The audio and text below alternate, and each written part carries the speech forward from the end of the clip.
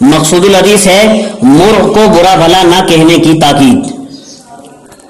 حضرت زید بن خالد سے روایت ہے رسول اکرم صلی اللہ علیہ وسلم نے مرغ کو گالی دینے سے منع فرمایا، برا بھلا کہنے سے منع فرمایا اس لیے کہ وہ نماز کے لیے اذان دیتا ہے۔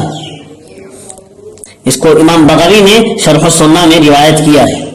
حاصل حدیث یہ ہے کہ مرغ اپنی بانگ کے ذریعے لوگوں کو اطلاع دیتا ہے کہ نماز کا وقت ہو گیا ہے۔ یہ مرغ کی اچھی اور عمدہ عادت ہے۔ اس عمدہ عادت کی قدردانی کرتے ہوئے آپ صلی اللہ علیہ وسلم نے مرغ کو برا بھلا کہنے کی ممانعت فرمائی ہے۔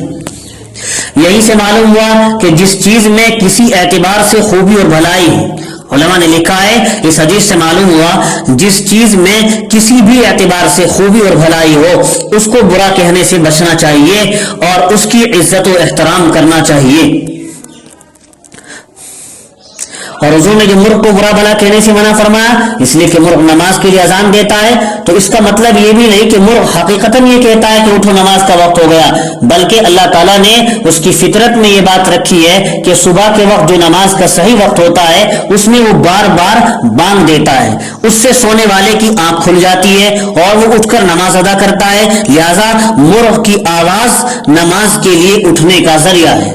اسی کو نماز کے لیے اذان دینے سے آپ صلی اللہ علیہ وسلم نے تعبیر فرمایا۔ علامہ دمیری نے حیات الحیوان میں بھی اس کی یہی تشریح فرمائی ہے۔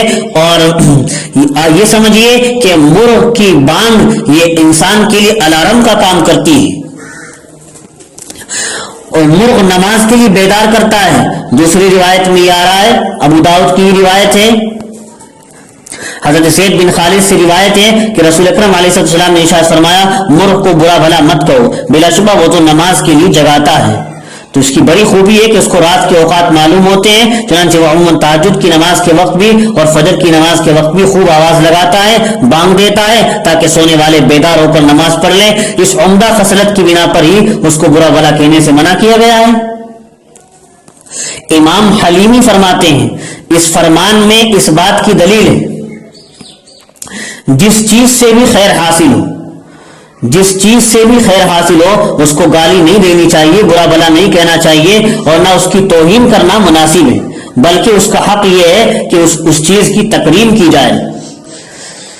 اور ابو داؤد کی دوسری روایت میں ہے جب مرغوں کی آواز سنو تو اللہ تعالیٰ سے اس کا فضل طلب کرو، اس لیے کہ مرغ تو فرشتے کو دیکھ کر بولتے ہیں۔